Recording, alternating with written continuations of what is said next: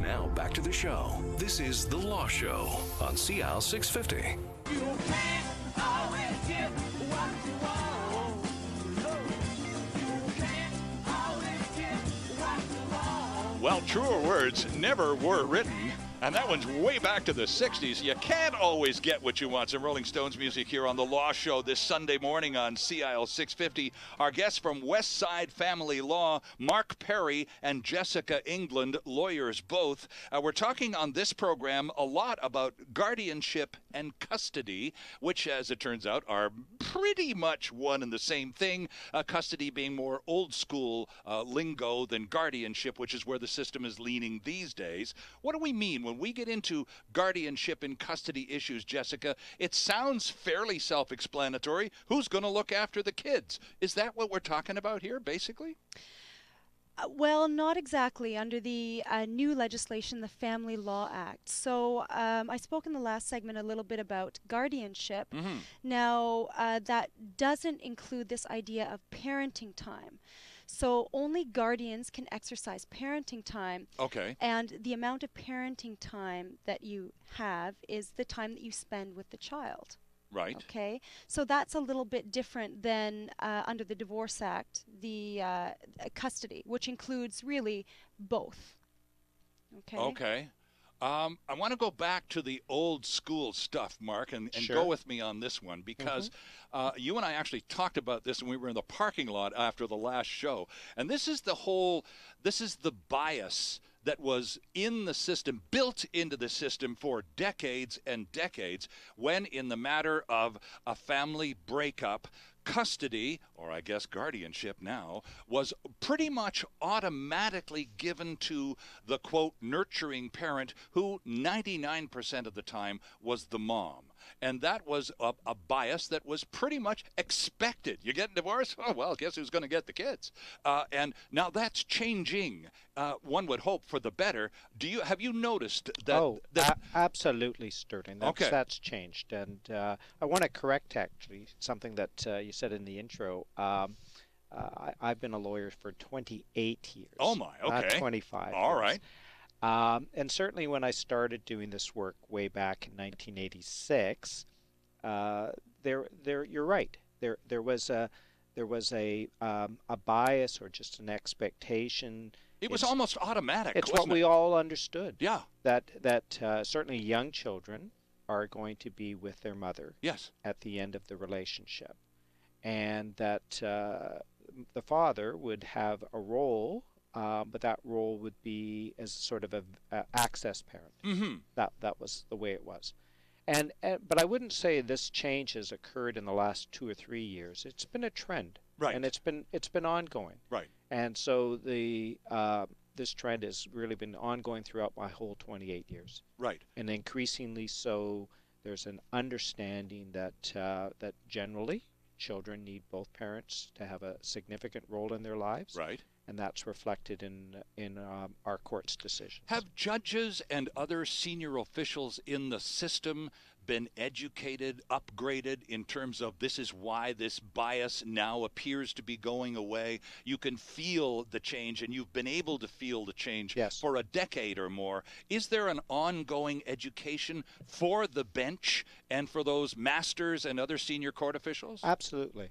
Absolutely, but it's not simply just an education of our judicial officials, so much as from a case-to-case basis there may be some issue, and psychologists, well-known experts in regards to what's in the children's best interest, speak about the role of this child with this parent as being beneficial, and that these stereotypes or biases don't have the same validity. Right. So it's both, superimposed outside of the specific cases, but in these specific cases, these are the types of arguments that have been made, so the types of facts that have been put forward. One thing that you said earlier, Jessica, and I take right to heart and I believe you 100%, and that is that the interests of the child or children are paramount. They are absolutely always paramount in the system,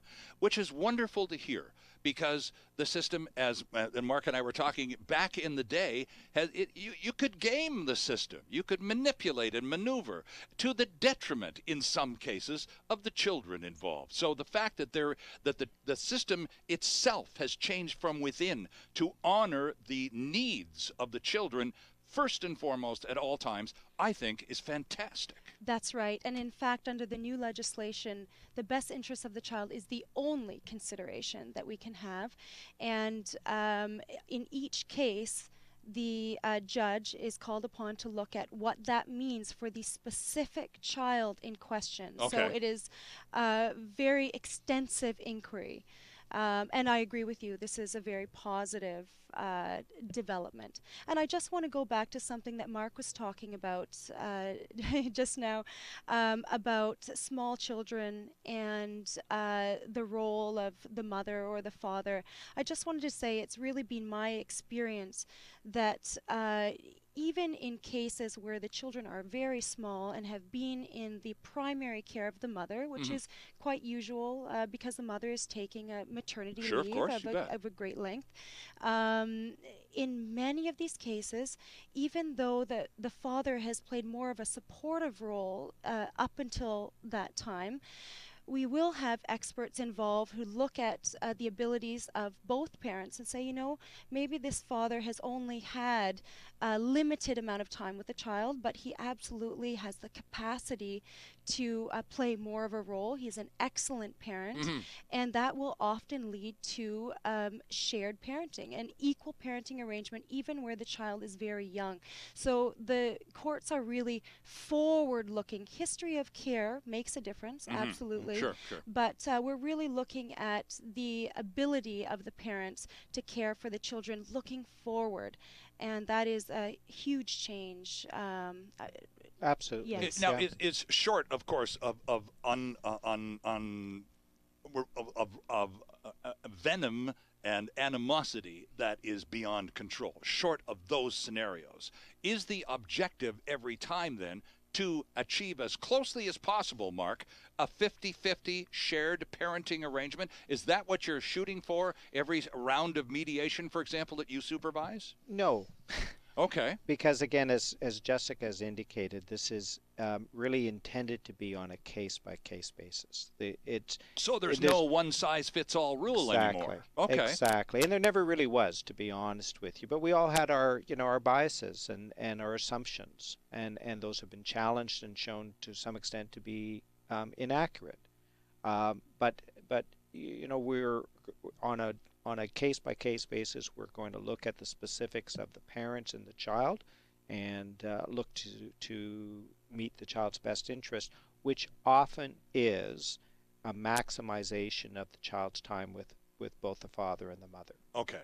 What do people fight about most, Jessica, when it comes to this whole matter of guardianship? What are the contentious issues between the moms and the dads? Is it about time? Is it about money? Is it about, I want her to go to this school? No, I want her to go to that school. What are the big ticket fight items that parents just can't seem to get over? The very difficult thing, in my experience, has been what people tend to refer to as tie-breaking ability. So, Yes. yes. What does that so, mean? So both parents, assuming they're both guardians, as they usually would be, have the ability to make decisions about the child. But where they don't agree, and sometimes they don't agree, like you say, about where the child is going to go to school, Sure. And each parent wants to negotiate for the ability to have the last say. Okay. So if we don't agree, I will have the last say. And then if you want, you can maybe go to court to try and have that overturned. But I want the last say. And that is, I think, the biggest hot button issue. And for a Yes. person who's the mediator, because now Jessica is speaking from the perspective of one of the two lawyers involved, but Mark, you for 10 years you've been doing this mediation Yes. stuff. So how does that affect your ability to reach a reasonable solution? Right. Well, it's a huge challenge, frankly, because as Jess says, this is a point of conflict between the husband and the wife, The mother and the father. one-upmanship, right? Right. Yeah. Right. And just to put this in more perspective, what this means is they both have authority to make these decisions, but they need to make them together. Right. Obviously, dad can't make the decision that the child would go to school on Monday at this school, and Right, mother right. make a decision Tuesday you go to school in that school. That's not a resolution of the issue. Right. And so there's evolved a methodology for joint guardians, both parents, for one to be able to, if they can't agree, to make the decision, and the other having the right to apply to court to have the decision reviewed. And it's a huge issue. Usually it's best to, I find, in trying to sort that issue out, is talk about specific issues that might arise. Okay, so it doesn't become simply tie-breaking authority in isolation of what might happen. Right.